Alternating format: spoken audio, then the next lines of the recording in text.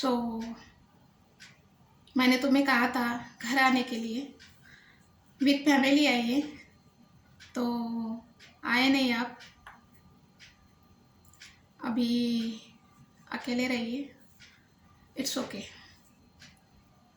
न्योता दिया था, शायद मेरे नसीब की रेखाएं चेंज हो जाती, इट्स ओके। तो मेरी जो भी स्टोरी है अभी, वहाँ मैं जॉब करती थी, वहाँ की बात है। बोरीवली में जॉब करती थी मैं, तब की बात है मेरी। अभी बहुत दिन हो गए, उसको भी साल ही हो जाते हैं, बहुत साल हो गए। तो मैं उनके वहाँ 3-4 लड़कियाँ थी, मुझे लेके 4 लड़कियाँ थी जॉब के लिए। जो हमारे बॉस थे वो मराठी थे, और वहाँ जो मैम थी, मैनेजर थे, वो मारवाड़ी थे। और उनके मम्मी पापा नहीं थे, तो मामा मामी के पास ही रहे। बाद में उनकी शादी हो गई, यानी शादी हो गई उनकी शादी। और उनके नसीब बहुत अच्छे थे कि उनके जो होने वाले जो हस्बैंड थे वो अकाउंटेंट थे। बाद में उनको एक बेटा भी हुआ। तो उनका एक दुआ थी किसी की, तो अच्छा ही हुआ उनका। और लेकिन जिस वक्त शादी हुई उनकी, तो शादी में जब बारात आई, दुल्हन जब बन के आई, तो उनके तन पर एक गहना नहीं था, सिर्फ जोड़ा था दुल्हन का पहनकर जब वो आए। तो हमारे जो बॉस थे उन्होंने कहा कि इसकी मम्मी ने जो गहने दिए आपको, उनके मामी को कहा कि कहाँ गए वो गहने, सोने के गहने जो है वो कहाँ गए। तो उसने तो पहले कहा मुझे नहीं पता कहाँ गए। बाद में उन्होंने भरी सबके सामने उन्होंने झगड़ा किया उस लड़की के लिए कि वो उसकी मम्मी के गहने उसका उसी का अधिकार है, किसी और का अधिकार नहीं। वो तुम्हारे घर में रही है, काम किया है, इसका मतलब ये नहीं कि वो तुम्हारी गुलाम है। जो भी है उसका उसको दे दो। तब जाकर किसी ने और कुछ बोला होगा, तब जाकर उसने गहने दिए, कंगन है, हार है, अंगूठिया, जो भी उसके मम्मी का जो भी था हक। यानी कोई किसी के घर में रहता है तो कोई किसी का गुलाम नहीं होता। आप अपनी बेटी की तरह दूसरों की बेटियों को भी समझो, चाहे वो मामा की लड़की हो, कोई और सगे भाई की बहन की लड़की हो, तो कम से कम उनके मामा को भी समझना चाहिए कि मैं इस तरह का बिहेव कैसा करूं। उसके गहने हैं, उसी को मिलना चाहिए, लड़की का ही अधिकार है। उनका छोटा भाई भी था, लेकिन हो जाता है कुछ कुछ प्रॉब्लम हुआ होगा उनकी ज़िंदगी में। तो और वो दिखने में इतने खूबसूरत थे, सारी हीरोइनें फेल, इतनी खूबसूरत, विदाउट मेकअप, कोई मेकअप नहीं, इतनी लिपस्टिक नहीं, ना काजल नहीं, फिर भी खूबसूरत। तो इस तरह का होता है कभी कभी। मैंने उतनी खूबसूरत तो लड़की देखी ही नहीं, इतनी खूबसूरत। तो इट्स ओके। बाद में हमारे जो बॉस थे, मराठी थे, उन्होंने कन्यादान किया उस लड़के। मामा मामी नहीं आए उस वक्त, क्योंकि उनका दिमाग खराब हो गया ना, उनके हाथ से गहने चले गए, घर में जो काम करती थी वो जा रही है। तो उन्होंने कन्यादान किए। और यहाँ इससे भी आगे जितना खाने का खाना वगैरह देते, उसका पैसा उन्होंने खुद दिए सबको, यानी जो भी होता है वो पूरा खर्चा समझो उन्होंने ही किए, हमारे बॉस ने, जो पहले वाले थे उन्होंने। तो इस तरह का होता है कन्यादान, पुण्यदान बोलते हैं, एक पुण्य होता है कन्यादान करना। तो और इतने बड़े अभी सोच नहीं सकते, एक समाज है बहुत बड़ा। तो मैं किसी यहाँ जाति पाति की बात नहीं कर रही हूँ, एक मैं बोल रही हूँ कि हिंदुओं में जो कन्यादान है वो कितना मायने रखता है। और वो कन्यादान किसी एक मराठी इंसान ने मारवाड़ी लड़की का कन्यादान किया। वो लड़की बाद में जॉब पे आई, शादी के बाद भी उनको लड़का भी हुआ, तब तक वो आई। बाद में मैंने वहाँ से जॉब छोड़ दिया। सेकेंड और लड़की थी, तो जो सेकेंड वाली थी उसके भी मम्मी पापा नहीं थे, वो भी मामा मामी के पास रहती थी। आजी थी, मामा मम्मी नहीं, आजी और मामा के पास रहती थी अंधेरी में। तो वो दोनों बहनें उन्हीं के पास रहती थी। वो उनका ऐसा था कि वो रात का जो भी बचा था वो खाकर आ जाते थे और शाम को खाना खाते थे। तो जो पड़े थे वो अंधेरी में वेस्ट में पड़े, वहाँ एक अनाथ आश्रम था है वहाँ पर, अम्बोली नाका है वहाँ पर है। तो जब वहाँ वो खाना मिलता था उनको तो वो लोग फेंक देते थे। जैसे बहुत सारे आश्रम वगैरह में बहुत लोग दान वगैरह करते, तो वो लोग फेंक देते थे सारा खाना। जब वो ऑफिस में आई तो मुझे बताती थी कि हम लोग वो खाना फेंक देते थे, अभी याद आती है। तो इसके लिए किसी भी प्रकार का अन्न है वो फेंकिए मत। वो बाद में हमें कभी लगता है कि वो कुछ हमें पसंद नहीं आता, कभी नहीं आता, तो किसी और को दे दीजिए। आपको पसंद नहीं आ रहा है, नहीं खा रहे, तो किसी और को दीजिए तो शायद वो खा ले। फेंकिए मत। इस तरह का अन्न का अपमान तो ना होना चाहिए। तो वो इस तरह का। तीसरी और एक लड़की आई, वो बाद में आई हम दोनों के। तो वो जब आई तो मुझे लगा कि कोई लड़का जॉब पे आया है, टॉम बॉय जिसे बोलते, एकदम बॉय कट, कान नाक के कुछ नहीं, एकदम बारीक बारीक पहने थे, दिखते ही भी नहीं थे। जब वो आई तो मुझे लगा कोई लड़के ने एंट्री मारी। तो सर बोले कि ये प्रिया है, आज से तुम्हारे साथ काम करेगी ऑफिस में। तो उसको कुछ हार्मोन्स के प्रॉब्लम थे, तो कुछ डिफ़िकल्टीज होगी शरीर में ऐसा। तो वो जो जिसे चाहती थी उसकी शादी कहीं और हो गई 1 साल पहले ही। लेकिन वो ऑफिस में जब भी आती थी, पीसी ओपन करती, दिन भर वो फेसबुक पे उसी की तस्वीरें देखती, दिन भर टोटली। मैंने उसको कभी काम करते नहीं देखा। ये क्या होता है, एक माहौल होता है, काम का है, अपने भी काम का। कुछ काम नहीं है तो बात अलग है, लेकिन क्या होता है ना, वो जिनका जो जाने। 1 साल पहले जिस इंसान ने किसी और से शादी कर ली, 1 साल के बाद भी अगर उसी के बारे में आप सोच रहे हो, तो आपके जैसा बेवकूफ़ कोई नहीं।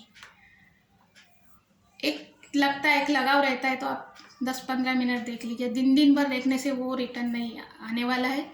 जिस दिन उसने दूसरी लड़की पसंद कर ली, सेम डे वो आपको भूल गया वो। तो इतना किसी को भी इतना, शायद मुझे लगता है वो लोग पास में रहते होंगे तो उसको यादें ज़्यादा आती होगी, ऐसा कुछ होता होगा।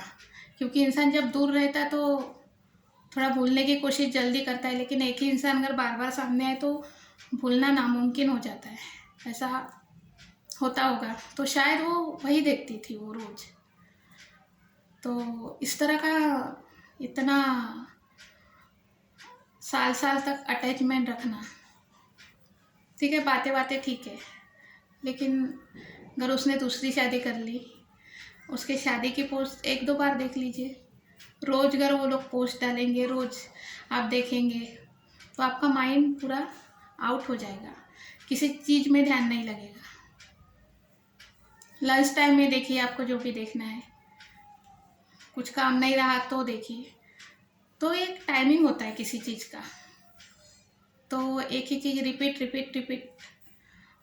मैंने जितने दिन वहाँ, मैं 1-2 या क्या 2 महीने जॉब किया वहाँ पर, तो 2 महीने में मैंने तो उसको कभी काम करते या किसी भी प्रकार का करते हुए नहीं देखा मैंने। इससे जो लड़की अंधेरी में रहती थी, तो जब उनको खाने को नहीं मिलता था, जो अपने मामा और आजी के साथ रहती थी, तो उनकी जो स्कूल के जो लड़कियां थी उनकी पार्टियां होती थी। तो पार्टी में ये लोग जाते थे, कम कपड़े पहन के जाने का, अरे कुछ तो भी ऐसे पार्टी हो, एक दूसरे की तारीफ़ें करना कि आज तुम बहुत खूबसूरत लग रही हो। फिर वो पिक भेजते थे, यानी शॉर्ट पूरा ऐसे करके, वो उनको देखती थी और बोलती थी आज बहुत अच्छी लग रही हो। यानी वो उनका प्रोग्राम रहता था, वो लोग जाते थे, पार्टियां करते थे, तारीफ़ें कर कर के फिर वो खाना वगैरह खाकर फिर वो घर जाती थी। तो इस तरह का आगे, उसके आगे क्या होता था मुझे नहीं पता। तो आज की पीढ़ी इस तरह, ये तो कम से कम 10 साल पहले की बात है। आज की पीढ़ी तो उससे भी ज़्यादा है। आगे आने वाली पीढ़ी पता नहीं कैसी होगी। तो बच्चे कहाँ जाते हैं, कभी उनको कुछ मिलता नहीं तो वो कौन सा काम कर रहे हैं, इसका थोड़ा तो भी नॉलेज होना चाहिए मुझे या किसी और को भी। शायद मैं भी जॉब पे जाती हूँ, कभी हो सकता है कि मेरी भी बहन कहीं और चली जाती हो, होता है किसी से मिलने जाना, कुछ जाना हो, तो इतना इंसान किसी पर फोकस नहीं कर सकता, सभी के काम रहते। लेकिन एकदम ये जो लेवल है, वो जो लड़की जाती थी वहाँ पर वो लोग पार्टियाँ करते थे, और वहीं से फिर न जाने किस किस लेवल पे वो आगे जाकर गई होगी, वो पता नहीं। तो ये उसने अपने बताया था उसने कि हम लोग ऐसा जाते हैं, 10-20 लड़के लड़कियों का ग्रुप है करके। तो ये पहले की बात है, और अभी और कितना वो चेंजेस हो गई होगी वो मैं नहीं जानती। तो कभी कभी होता है कि हम भी घर के बच्चे हैं, बहन है, भाई है, कभी कभी उनको भी कुछ खर्चे के पैसे वगैरह बोलते हैं कि पहले तो दिया था, अभी और ज़्यादा और एक्स्ट्रा हो जाए, बहुत ही ज़्यादा खर्चा हो जाए तो उसको रोक लीजिए, क्योंकि आगे चलकर यही बहुत खतरनाक भी हो सकता है। तो इस तरह की कुछ बातें हैं जो याद रह जाती है। तो जो मैनेजर थी जिनकी शादी हुई थी, मारवाड़ी थे वो, मुझे बैंक से पैसे लाने थे एक बार 20,000 रुपये, तो मैंने हाथ में ही लेकर आई। तो हाथ में नहीं लाना चाहिए था मुझे, पर्स या जो भी है अपने साथ ले जाना चाहिए था। उन्होंने मुझे इतना, उनको गुस्सा बहुत आता था पहली बात, तो बोल ही देते कि ऐसा नहीं करने का, नेक्स्ट टाइम तू पर्स ले जा। कोई डांटने का भी एक लेवल होता है, कितना डांटे किसी इंसान को। उसने मुझे इतना डांटा, इतना, मेरा 3 दिन तक सर दर्द हुआ, मैं परेशान हो गई थी उसके डांटने से, और इतना सर दर्द हुआ कि मैंने जॉब ही छोड़ दिया। मैंने कहा अभी मैं इतना सहन ही नहीं कर सकती, इतनी डांट मैं नहीं। तब से मैंने कभी भी जाती हूँ कहीं भी तो मेरा बैग मेरे साथ रहता है, क्योंकि मैं सोचते रहती हूँ, कुछ काम रहता है, कुछ सोचना रहता है, कुछ राइटिंग का रहता है। तो वो सोच में अगर कुछ हाथ से गिर जाए कुछ, तो इसके लिए हमेशा बैग मेरे साथ ही रहती है। चाहे छोटा सा चेक भी हो ना, 1,000 का, फिर भी मैं बैग ले जाती हूँ। तो इस तरह का होता है कभी कभी। अभी मैं जहाँ जॉब करती तो कभी कभी सर बोलते तो इतना सारा सब लेकर चली जाती है। तो इसके लिए जाती हूँ मैं, ताकि कुछ चीज़ें, सारी चीज़ें अगर बैग में रहती ना, आप कहीं भी जाओ तो कुछ नहीं होगा। लेकिन आप भूल गए, कभी हम फ़ोन में बिजी रहते हैं, कभी किसी से बातें, कभी मोबाइल में बिजी रहते हैं, स्क्रॉल कर रहे, हमारा ध्यान ही नहीं रहता। ऑटो में बैठे, बस में बैठे, तो जब भी हम ऑटो या बस में बैठते हैं तो बैग का जो हैंडल है हमेशा एक हाथ में रखिए, ऐसे फंसा के रखिए, ताकि जब भी आप उठोगे तो वो उसका वजन आपके साथ आएगा, तो आपको लगेगा कि कुछ मेरे हाथ में है। कभी कभी ध्यान नहीं रहता, छूट जाती है बैग। सभी ऑटो वाले इतने ईमानदार नहीं होते कि आपको रिटर्न दे दे, बहुत चीज़ें छूट जाती है हमारी। तो इस तरह का अगर आप साथ में ऐसे उठते हैं, घर हैंगिंग है, पर्स है, तो अपने हाथ में ही रखिए। तो जैसे उठोगे तो वजन साथ में आएगा, तो आपको एहसास हो जाएगा कि बैग मेरे हाथ में, मुझे लेना है। बैग कभी भी साइड में मत रखिए, आप साइड में मत बैठिए, बैग साइड में मत रखिए, अपने साथ में रखिए, उसे अपने हाथ में फंसा के रखिए। तो इस तरह की ये छोटी छोटी बातें हैं। तो जो भी है, मैं हम अपने घर में अच्छी है, बहुत अच्छे घर में गई हूँ। और बाद में सेकंड अंधेरी वाले का क्या हुआ मुझे पता नहीं, और वो प्रिया का क्या हुआ मुझे पता नहीं। लेकिन वो प्रिया जो थी, कभी कभी 2-2, 3-3 दिन छुट्टियाँ डायरेक्ट ले लेती थी। तो इस तरह का इंसान डिप्रेशन में जाता है, तो ये डिप्रेशन में नहीं जाना चाहिए, थोड़ा ऊपर उठो उससे, डिप्रेशन आता है इंसान को आता है डिप्रेशन। वो सभी जानते हैं कि मेरी जब मॉम एक्सपायर हुई थी तो 8 दिन के अंदर मैं जॉब पे चली गई, क्योंकि घर में थी तो पूरी टोटली मैं डैमेज हो गई थी। अगर मैं जॉब पे नहीं जाती तो पूरी टूट जाती मैं, क्योंकि मैं बाहर जाती तो थोड़ा लोग मिलते, और तो मैंने इस तरह संभाला था खुद को। तो मैंने अभी एक वीडियो देखा, एक जो राष्ट्रपति सम्मान दे रहे थे, तो एक जो उनको परमवीर चक्र मिला शायद, वो जब आए हैं मैम, वो जो मुझे उनका नाम कुछ इंसल्ट ना हो जाए, मैं बाद में वीडियो बनाऊंगी उनके ऊपर।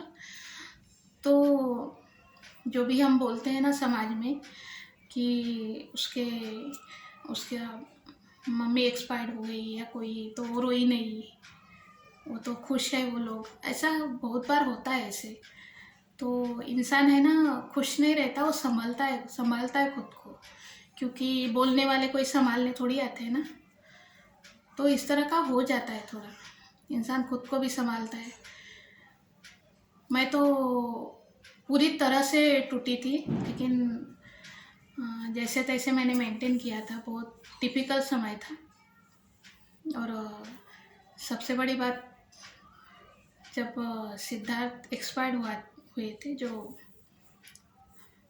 तो उनके मम्मी के बारे में कुछ कहा गया कि वो बहुत ही स्ट्रांग है, वो रोई नहीं। शहनाज के ऊपर फ्लैश हो रहे थे, तो ज़रा सोचिए आप, ना शहनाज को ना सिद्धार्थ के मम्मी को, इन दोनों को कभी सिद्धार्थ नहीं मिलने वाला है दूसरा।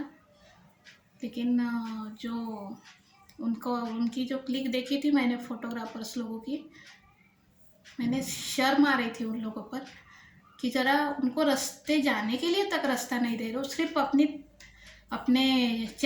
न्यूज़ चैनल्स की जो कैटेगरी बढ़ाने के लिए, जो भी है हेडलाइंस बढ़ाने के लिए। तो इस तरह आप किसी को इस लेवल पे नहीं, इंसान को गिरना नहीं चाहिए इतने लेवल पे। जो इंसान है ना, जिसका दर्द वही जानता होगा, कोई और नहीं जानता, चाहे कौन सा भी दर्द हो। किसी का दिल टूट जाए तो वही जानेगा कि दिल कैसे टूटा। तो किसी के ज़िंदगी में हम इतना अंदर ना जाए। हाँ, आप ज़िंदगी में हो एक दूसरे के तो ठीक है, लेकिन जब बाहर के लोग इस तरह दखल अंदाजी देते हैं ना, तो वो बहुत ही डिफ़िकल्ट हो जाता है। जिसका दर्द है वही जानेगा। एक माँ ने अपना बेटा खोया है, वो अकेले में कितना रोती होगी, ये वही जानेगी। कोई और उसको देखने थोड़ी जाएगा, उसके कमरे में थोड़ी जाएगा कि अभी वो क्या कर रही है। तो इस तरह का किसी को बोलने से कुछ नहीं होता। जिनका दर्द है वही यानी वही कहते हैं, वही सहते हैं। चाहे वो जो हमारी मैडम थी मैनेजर, उन्होंने जितना सा होगा, जितने साल अपने मामी के पास रही होंगी। मैं भी रही मामा मामी के पास बहुत साल रही। 4 मामा थे मेरे। एक बड़े मामा थे, वो तो बालाघाट में रहते थे, एमपी में। डॉक्टर, जो मैं कभी कभी बोलती हूँ उनका नाम लेती हूँ मैं, तो उनको गवर्नमेंट सर्विस थी तो उधर ही एमपी में थे। और मेरे बाकी के जो मामा थे, मैं उन्हीं के साथ रही कितने दिनों तक। मामा मामी, उनके बच्चे, कम से कम 15-16 लोगों के बीच में रही।